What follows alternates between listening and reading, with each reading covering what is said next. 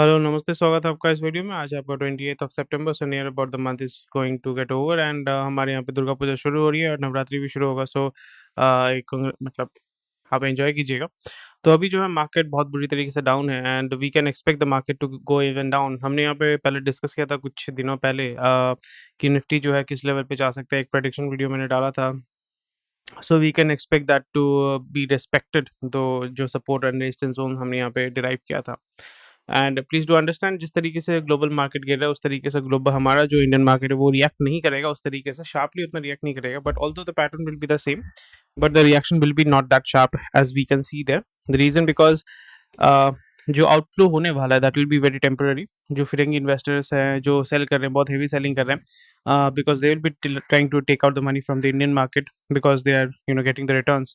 सो ये short term जो profit book करना चाहते हैं वो बुक करेंगे, but after a point of time when the market is completely down and things are available at a very low cost, तब ये फिरंगी इन्वेस्टर, देसी इन्वेस्टर जो है मार्केट में आएंगे, इसको फिर से चढ़ाएंगे, फिर से गिराएंगे।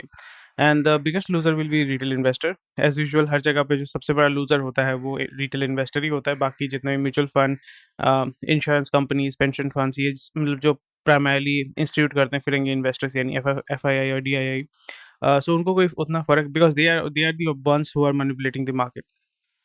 They're hedging the market, they're manipulating the market, they're crashing the market, they're taking the market to new heights. So don't bother about it, don't worry about it. अभी इस जगह पे आपको थोड़ा सा देखना पड़ेगा where you can find the good opportunities, कौन कौन से सेक्टर है जहाँ पे आपको फोकस करना चाहिए, किस तरीके से आपका जो कैपिटल है उसको किस किस जगह पे पार्क करना चाहिए। एंड इस आर्टिकल में, आज इस वीडियो में हम ये भी डिस्कस करेंगे कि कहाँ कहाँ पे आपको जो है डिवाइड करके इन्वेस्ट करना चाहिए ताकि आपका जो रिटर्न आएगा that will be positive even the market is red. So अभी यहाँ पे देखने को मिल रहा है सबसे पहला न्यूज़, क्लियर ड्यूज और loose access. So Indus tower जो है primarily which is owned by Bharti Airtel, तो उसका ही आपका सब्सिडरी है। सब्सिडरी एज इन जो टावर है, टावर बनाने का इन्होंने एक नया सा फ्लोट किया हुआ है।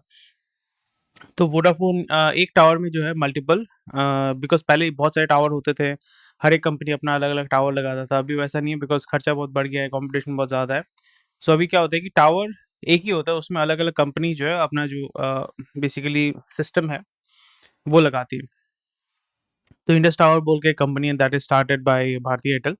तो वोडाफोन को बोल दिया कि भाई अगर आप हमारा जो बाकी का जो पैसा है वो नहीं चुकाओगे तो फिर आपका जो कनेक्शन हम काट देंगे। कनेक्शन काट देंगे तो फिर दिक्कत ये हो जाएगा कि जो भी इनके कस्टमर्स है वोडाफोन के, उनको नेटवर्क नहीं मिलेगा। So they will be slowly and gradually moving to either Airtel, Jio और बीएसएनएल। बीएसएनएल का अपना खुद का नेटवर्क है, that is the biggest advantage that they have. So ये हमें देखने को मिल रहा है कि Indus operated 1,86,000, Airtel and Vodafone they hold together 41% and 21% respectively in tower company. So nothing new. So this is something which is very very interesting. Again, जो pension fund, Canadian pension fund, they are going to open up their office in India. So primarily office खोलने का मतलब ये है कि they will be dedicating their time and effort and the money to the Indian economy, जो इन लोगों को बहुत पहले शुरू करना चाहिए था, because I don't think it's a big deal at all. But still इन्होंने इन्वेस्ट किया है 18,000 करोड़ इंडियन मार्केट में, पब्लिक मार्केट में और प्राइवेट इक्विटी के माध्यम से इन्होंने जो है इन्वेस्ट किया है। जो बड़े-बड़े कंपनीज़ हैं, आपका Snapdeal, Sahyadri hospital, daily Hunt, फिर एनएचएआई, मतलब इंफ्रास्ट्रक्चर जो फंड होता है उन्होंने यहाँ पे इन्होंने इन्वेस्ट किया है। एलपी मतलब limited partner to ChrysCapital, Kedaara capital. Limited partner मतलब होता है कि जो वेंचर कैपिटल होते हैं वहाँ पे आप डायरेक्टली भी इन्वेस्ट कर सकते हो। वहाँ पे आप क्या करते हो, लिमिटेड पार्टनर असाइन करते हो, यानी आप उनको कैपिटल देते हैं, वो बेसिकली इन्वेस्ट करते हैं अलग अलग जगह पे एंड वो आपको रिटर्न ला के देते हैं। So that is what we call limited partner. So आप सोच रहे हो कि Ontario teachers pension plan board का मतलब होता है कि जैसे यहाँ पे एलआईसी है, एलआईसी को आप पैसा देते हैं तो उनके पास पैसा होता है, so they have to get the return. So उसी जो पैसा आप देते हैं प्रीमियम के हिसाब से, उसको जो है वो मार्केट में इन्वेस्ट करती है लॉन्ग टर्म के लिए और वहाँ से रिटर्न लेके आती है। फिर बाद में आपको जो मिलता है ना, मैच्योरिटी के बाद जो पैसा मिलता है वो यही से आता है। वो पैसा कहाँ से कमाएगा, यही से वो पैसा कमाता है, पैसा कमा के ला के देता है। एंड नॉर्वे में बहुत सारे ऐसे जो फिरंगी कंट्रीज हैं, कनाडा, यूरोप में, वहाँ पे लोकल मार्केट में रिटर्न बहुत कम मिलते हैं, 2%, 1%, 1.5%, 3%। बट इमर्जिंग मार्केट में जब भी वो इन्वेस्ट करते हैं तो उनको वहाँ पे 5-6%, 7%, 10% रिटर्न मिलता है, which they take back to their country and basically offer them. And वहाँ से जो पेंशन फंड होता है या जो भी फंड होता है, वो अपने ऑडियंस को या अपने कस्टमर्स को जो है वो पे बैक करते हैं। This is how it works. Hydro power policy aims to cut cost tariff. I think hydro में क्या होता है कि आप इकोलॉजी को बहुत ज़्यादा डैमेज करते हो, so we should be focusing more on nuclear. And hydro में उतना आपका एफिशिएंसी नहीं है। आपको जो इन्वेस्टमेंट है वो एक्सट्रीमली बहुत ह्यूज अमाउंट ऑफ इन्वेस्टमेंट आपको करना पड़ता है।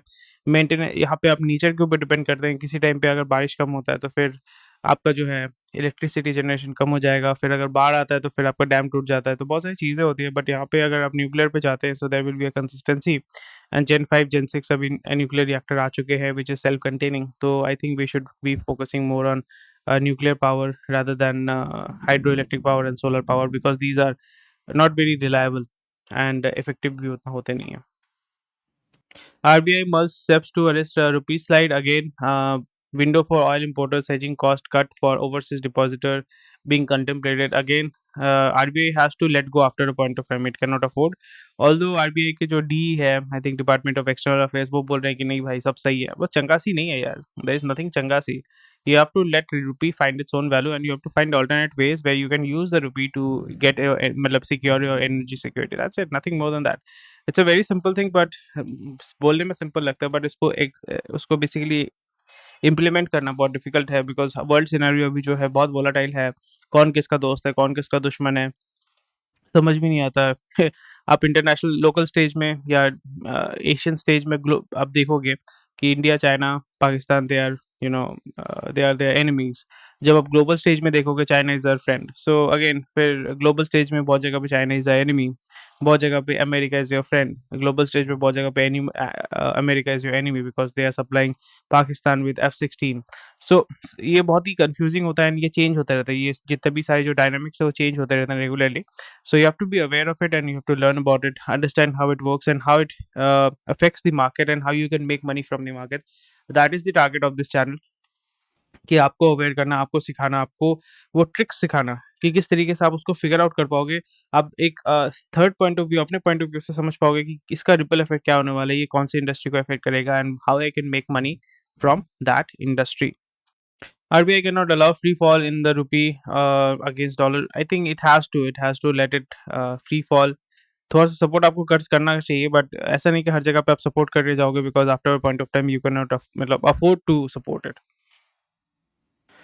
जो हमने डिस्कस किया था वही है, price of oil breaking our back. EAM external affairs minister in joint press with Blinken. So again the same thing. ये आप बेसिकली इसका मतलब ये होता है कि slowly and gradually this is how diplomacy works, and you have to learn about diplomacy, you have to learn about geopolitics. If you are going to become a student of finance, if you are going to become a student of economics, primarily economics, finance में अगर 1+1 2 करने से अगर आपका accountancy का काम से अगर फाइनेंस हो जाता है, इट्स गुड फॉर यू।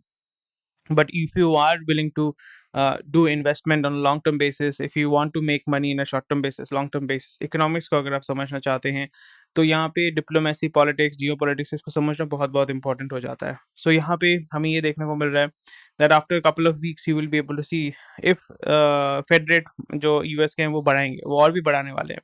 सो इस जगह पे the value of rupee is going to fall, the dollar is going to become more strong. जो ग्लोबल जितने भी आपके करेंसीज हैं, जैसे पाउंड हो गया, येन हो गया, युआन हो गया, ये सारे इनका हालत खराब होने वाला है सारा।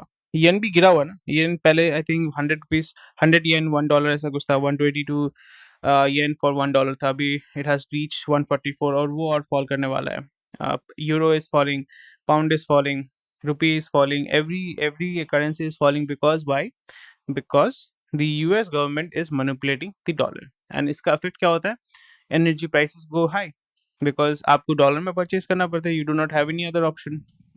Those who have the option, for example China, they don't care because they are exporting, they're exporting goods, they are getting money in form of dollar। But वो ऑयल जो है, गैस जो है, वो रशिया से परचेज कर रहे हैं, ईरान से परचेज कर रहे हैं, फिर यूएस बोले हम आपको ये कर देंगे, वो कर देंगे, दे लाइक हाँ करो, क्या फर्क पड़ता है, हमें कोई इशू नहीं है।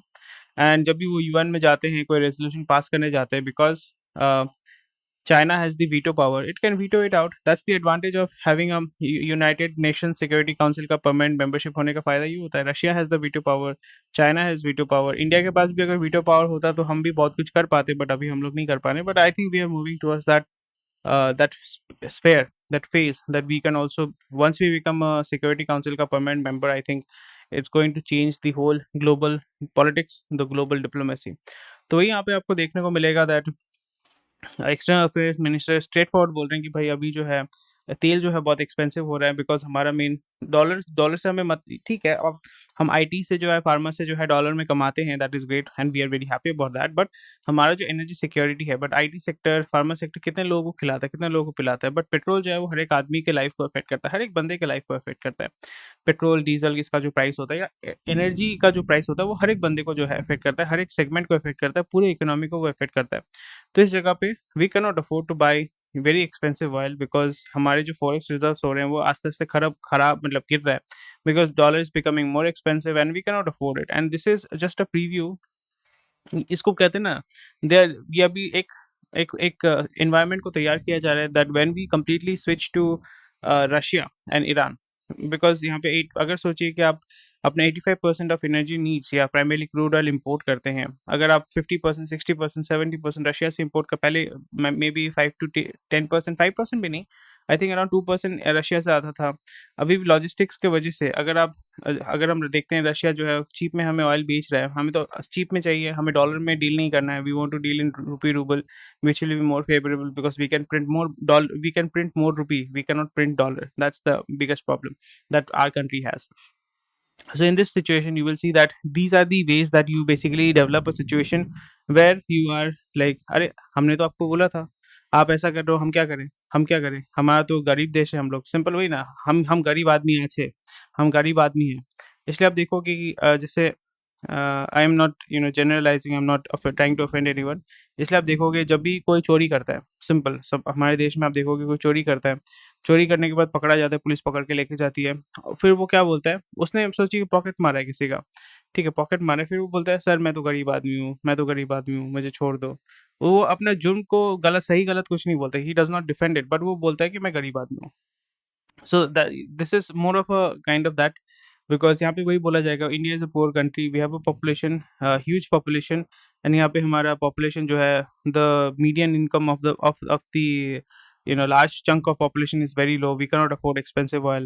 So either you give us a support, you give us something where we can get oil at cheap prices, nahi to we are going to move to other ways of securing our energy needs.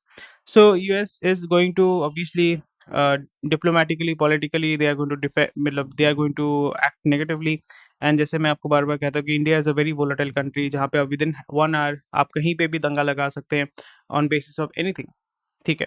So and हमारे यहाँ पे problem ये हो जाती है, हमारे देश में जो है बहुत सारे थर्ड पार्टी या बहुत सारे नॉन स्टेट एक्टर्स का मतलब होता है कि जब आप पॉलिटिक्स में आते हैं, वोट के माध्यम से जीतते हो, so you become a state actor, basically you become a part of the state and you act. Non state actor का मतलब होता है कि आपका इस देश में आप प्रेजेंट नहीं हो, but still you are influencing. इसलिए आप देखोगे बहुत सारे एनजीओज या media, they play a very active role in that. And S Jaishankar का जो रिसेंट उन्होंने इंटरव्यू दिया था, basically he was at meeting, he was discussing Indian origin लोगों का वहाँ पे मीटिंग चल रहा था. He was very clear that that certain media, certain non-state actors, they want, because they are not winning in India, they are not able to influence the decision making in India. So that's why they are moving out and they are creating an environment across the globe that India में जो है minority को दबाया जाता है, यहाँ पे बहुत यहाँ पे फासिज्म है, ये सब वो सब है. When you ask them like how, please prove how there is fascism and how there is minorities being attacked compared to Pakistan and Bangladesh, जहाँ पे minorities को ethnic cleansing किया जा रहा है, literally there is ethnic cleansing going on in Pakistan and Bangladesh. How is that happening in India, and you do not speak anything about Pakistan, you do not speak anything about Bangladesh, but you speak about India? Can you please explain, can you please show us facts? तो फिर बोलते हैं नहीं आपका ये है वो है ये है. This is how it works, and you need to understand how that politics plays its role. यहाँ पे जियो पॉलिटिक्स का क्या रोल होता है, फिर आप फिगर आउट कर पाते हो कि ये जब आप एक अपना ग्राउंड तैयार करते हो, फिर आप बाद में जाके बैकडोर में आप रशिया के साथ बात करते हैं कि हाँ, हम जो है अभी आपसे कुछ लेंगे नहीं, मे बी हम तो कुछ दिन के लिए वेट करेंगे, because Russia is also desperate, India is also desperate. अभी जो वो ग्लोबल वर्ल्ड ऑर्डर है वो चेंज हो रहा है। Europe is also desperate and America is, everyone is desperate right now for dominance. कोई अपने डोमिनेंस के लिए डेस्परेट है, कोई अपने एनर्जी सिक्योरिटी के लिए डेस्परेट है, कोई अपने इकोनॉमी को रिवाइव करने के लिए डेस्परेट है। सबका हालत एक्चुअली खस्ता है। सो वही हमें देखने को मिल रहा है that slowly and gradually the government of India is creating a mood, creating a system, creating an environment where it can easily maneuver and go towards Russia and go towards Iran and secure its energy needs. And यहाँ पे America definitely इसको influence करने की कोशिश करेगा, तो आपके पास बहुत सारे वैलिड रीजन होंगे, बहुत सारा ग्राउंड होगा, आप खुद को डिप्लोमेटिकली, पॉलिटिकली हर स्टेज पे डिफेंड कर पाओगे।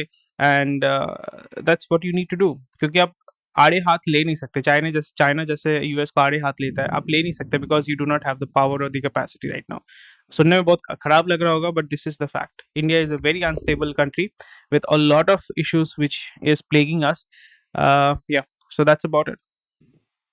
मैं यहाँ पे कुछ ज़्यादा ही बोल गया, but again please to understand this is how it works. And again the same thing, he will be saying the same thing. We are at $2000 per capita economy, the price of oil is breaking our back, this is our big concern। the F-16, and यहाँ पे वो दूसरे दूसरे options को देखेंगे कि भाई आप पाकिस्तान को F-16 दे रहे हो जहाँ पे उनका फ्लडिंग हो गया, उनका बहुत खराब हालत है, और फिर आप बोल रहे हो कि ये मतलब this is just way of providing them, उनका ऑलरेडी जो एग्जिस्टिंग था उसको हम ठीक कर रहे हैं। ऐसा नहीं होता है। And this is what it is, this is Jio politics that कभी मतलब कोई किसी का फ्रेंड, जियो पॉलिटिकल में क्या होता है, ग्लोबल स्टेज में कोई किसी का फ्रेंड नहीं होता। जैसे हमारे देश में पॉलिटिक्स में कोई भी किसी पार्टी में घुस रहा है, there is no ideological thing कि हाँ हम यही करेंगे, हम यहीं पे रहेंगे। But again the same thing is on the global stage as well. हमारा जो देश गरीब है, we can not afford expensive oil, and we have to survive, so we have to make sure that our energy security is met, and उसके लिए हमें जो जो करना पड़ेगा हम करेंगे उसमें। Make defence products for the world, Rajnath Singh tells industry. ये नया कुछ नहीं है, जैसे मैं बार बार कहता हूँ, I think I am saying it from past 2 to 3 years that if India has to grow, India has to become more robust, it has to prepare its own defense, in the defense industry को और भी robust करना पड़ेगा, and we have to export defense goods as much as we can so we can make more and more money, because defence industry से जो है बहुत ज़्यादा पैसा है। If we look at Iran, sorry Israel, Israel is one of the country which actually has proven that, बहुत सा छोटा सा स्टेट है, कंट्री है, बैंगलोर से, आई थिंक बैंगलोर जैसे ही साइज है उसका, बट उसमें वहाँ पे इतना वो डिफेंस मैन्युफैक्चरिंग, सॉफ्टवेयर मैन्युफैक्चरिंग ये सब करते हैं that it's very rich, it's very rich. European business में चिल में हर्ट इंडियन कंपनीज। तो यहाँ पे कुछ कंपनीज हैं जो मैंने टेलीग्राम ग्रुप में शेयर किया था कि इनके जो इनकम है that is mostly coming from Europe and US market. तो अभी यूरोप में रिसेशन शुरू होने वाला है, शुरू हो चुका है एक्चुअली, स्लो रिसेशन है इस बार। यूएस में भी स्लो रिसेशन है, so what we can see that इनका जो इनकम है वो थोड़ा सा डिप होगा, but because they will be earning in dollar and euro, so उतना इशू नहीं होना चाहिए, but their volume will go down and the margin also will go down. So इस जगह पे जो है, this will act as a negative sentiment, so the stock value might go down, but again and again I'm saying, if you are interested in these companies you can definitely go through it। and यहाँ पे कौन कौन से segment में सबसे ज़्यादा उसका loss होने वाला है? Primarily jewelry, chemical, auto, software services, engineering sectors derive a chunk of their revenues from exports to Europe, mainly United Kingdom। So IndiGo better place to take advantage of festive demand, already मैंने discuss किया था, मैं बार बार यही बोल रहा था, बहुत बार ही बोलता हूँ, तो मैं इसको उतना मतलब वो नहीं करने वाला, एक्सप्लेन नहीं करने वाला। So yeah, so IndiGo is going to make the most out of air travel जो अभी होने वाला है। India has large reserves to tide over currency turmoil, I think this is very very wrong, completely wrong है, बहुत ही खराब। और मतलब ड्यू डिलीजेंस आप जो भी कर रहे हैं ना, बहुत खराब चीज़ है ये, बहुत ही खराब आपका आप करने जा रहे हो। अगर आप ये करोगे, so you are going to completely destroy your forex reserves, and अगर आप पूरी तरीके से उसको बर्बाद कर देते हैं तो फिर आपके पास बाद में जाके you will become desperate, which I don't think government wants to be, because उसके बहुत सारे डेट लेते हैं, डेट को भी सर्विस करना पड़ता है, उसके लिए आपको पैसा हमेशा आपके पास होना पड़ेगा। So I think this is where the government has to make sure that rupee finds its own value within a short period of time, may be 2-3 महीने के अंदर अगर आप उसको छोड़ देते हैं and you focus on securing your energy requirements, I think rupee will find its own value. हमारा देश कितना वेला है वो हमें देखने को पता चलता है। Media and entertainment industry should grow to $100 billion by 2030। लोग इतने वेले हैं, काम धंधा कुछ नहीं करते हैं, सारा दिन मोबाइल में पड़े रहते हैं। आप रास्ते में घूमो, मैं ये बीच बीच में करता हूँ, मैं रास्ते में जाता हूँ वॉक करने के लिए। I go around and see how the market is behaving. पहले क्या होता था, लोग बैठे रहते थे दुकान में, वहाँ पे पेपर पढ़ते थे, कस्टमर को बुलाते थे, आइए आइए सामान खरीदिए। आजकल जाओ दुकान में, दुकान का मालिक जो है मोबाइल में न्यूज़ देख रहा है या छमिया छमिया देख रहा है, इंस्टाग्राम में रील देख रहा है। उसकी दुकान में मैं जाके खड़ा हूँ, वो देख रहा हूँ उसको मैं। 2 मिनट से मैंने ऐसा भी किया था, मैं 2 मिनट से उसको देख रहा हूँ कि वो क्या देख रहा है, और वो अब मोबाइल में ऐसा लगा हुआ है कि मैं उसके दुकान में आया हूँ, उसको कोई फ़र्क ही नहीं पड़ता है। So media and entertainment industry is going to grow, and which is a very good thing if you want to make money from it, but it shows that हमारे लोग कितने वेले हैं and how much human capital we are going to waste through this. वही होता है ना कि there will be losers, there will be winners. This industry will be a winner. The people as such will be losers because जो उनका productive time होता है, they will not be able to focus it and put it to good use. उनका income कम हो जाएगा। वही मैं बोल रहा हूँ ना, ripple effect वही होता है। और जो एंटरटेनमेंट इंडस्ट्री है या मीडिया इंडस्ट्री है, ऑटोमेशन इंडस्ट्री, सॉफ्टवेयर इंडस्ट्री है, ग्रो करने वाले, इंटरनेट इंडस्ट्री विल ग्रो। और जो छोटे-छोटे जो दुकानदार हैं, जो जिनको एक्चुअली में मोबाइल छोड़ के कस्टमर को देखना चाहिए, वो नहीं देखेंगे, मोबाइल में चिपके हुए रहेंगे, उनका दुकान कुछ दिन बाद बंद हो जाएगा। एंड वहाँ पे जो है ये सारे कंपनी जाके वहाँ पे बड़े-बड़े मॉल खड़े करेंगे और वहीं पे भी टीवी लगा देंगे, और लोग आएँगे मॉल में आके टीवी देखेंगे। The same thing will repeat itself and some economic disparity will grow, and I would like to be on the other end where people are actually making huge amount of money, rather than at the other end where people are not making enough money. Russia issues nuke warning as contested referendum ends. So वही होने वाला है, Russia is going to defend, and yeah, I think it's great. It's great. IT firms seek legal counsel to address moonlighting. इससे कुछ नहीं होने वाला है। आप ये सब कर सकते हो, बट इससे कुछ होने वाला नहीं है। वो लोग जॉब छोड़ के चले जाएंगे। Professionals battling uncertainty as tech companies delay their onboarding. वो तो होने ही वाला है, nothing new, but you have to make sure that these companies who are looking to hire slowly they are going to move towards automation and reduce their hiring, क्योंकि human जो tool है, human as a tool, it's very unreliable, does not perform well. So yeah, again, the big problem with PSB, public sector bank, they may soon see hiring on monthly basis। मतलब उसका जो hiring है वो slowly and gradually वो बढ़ाने वाले हैं, क्योंकि वो IBPS के माध्यम से जो है hiring करते हैं। The employ strength of private banks double from 2 to मतलब 2 लाख से 5 लाख हो गया इन द सेम पीरियड। और जहाँ पे गवर्नमेंट बैंक का जो है 8 लाख उनका आपका स्ट्रेंथ था, वो 7 लाख हो गया। Actually slowly and gradually I think जो पब्लिक सेक्टर बैंक्स है, they are over leverage and over hiring. उनका इतना एम्प्लॉय होना नहीं चाहिए, and because they are hiring so many people, इसलिए आप देखोगे ना, एक मीम अभी बन चुका है कि अब एसबीआई में जाओ, कोई काम नहीं करता, बैठे रहते हैं, बोलते हैं कि लंच के बाद आओ। बट ये चीज़ आप कभी भी किसी प्राइवेट बैंक में नहीं देखोगे। द रीज़न बिकॉज़ वहाँ पे आप किसी भी गवर्नमेंट बैंक में जाओ, वहाँ पे आइदर दे आर वेरी ओवरस्टाफ्ड। एक आदमी की जगह पे 5 आदमी बैठे हुए हैं। उस पहले तो और भी ज़्यादा था। अभी जो है हायरिंग उन्होंने कम कर दिया है, तो बोल के बहुत स्लो कम हो गया, and they are also kind of privatising the these things, hiring. So I think this is a very good thing, क्योंकि यहाँ पे आप हायरिंग अगर बढ़ाओगे तो फिर वही हो जाता है, यूनियनबाजी करेंगे, फिर वहाँ पे चोल पे करते रहेंगे, काम नहीं करेंगे, and which is actually destroying the public sector companies.